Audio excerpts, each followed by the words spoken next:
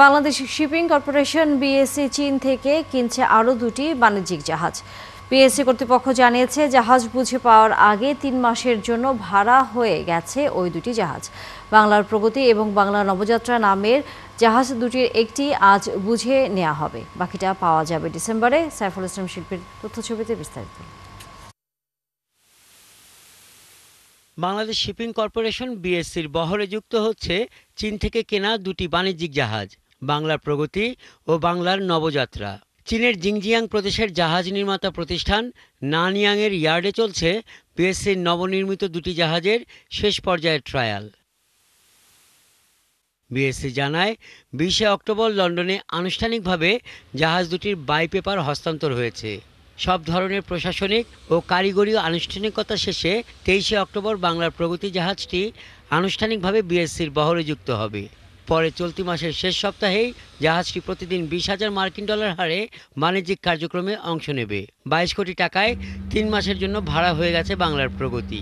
জাহাজটির physical delivery হবে Nanyang শিপইয়ার্ডে এই October মাসের ২৩ তারিখে, এবং আশা করছি ২৪-২৫ তারিখ থেকে জাহাজ তার এমপ্লয়মেন্ট অপরচুনিটি বা বাণিজ্যিক কার্যে এঙ্গেজমেন্টে চলে যাবে।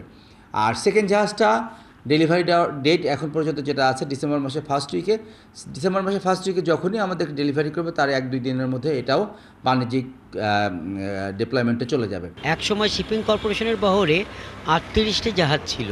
দুর্ঘটনা, মেয়াদোত্তীর্ণ সহ নানা কারণে জাহাজ কমতে থাকে। বর্তমানে বিএসসি কার্যক্রমে রয়েছে মাত্র ৫টি জাহাজ। শিপিং বিশেষজ্ঞরা বলছেন, যদি জাহাজগুলো বাংলাদেশের আমদানি পণ্য পরিবহনে ব্যবহার করা যেত তবে তা দেশের জন্য বিপুল পরিমাণ বৈদেশিক মুদ্রা সাশ্রয় করত।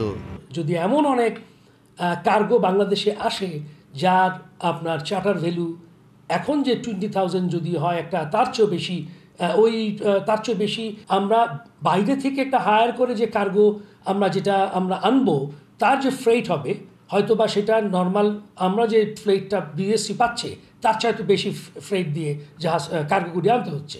সো ওই অ্যাডভান্টেজটুকু আমরা কেন নিব না? প্রথমবারের মতো নিজেদের টাকায় নতুন কেনা ১৯৯ মিটার দীর্ঘ, ৩৩ মিটার প্রস্থ এবং ১৮ মিটার গভীরতার বাংলার প্রগতি ও বাংলার নবযাত্রা ৬৫,০০০ মেট্রিক টন করে পণ্য বহন করতে সক্ষম।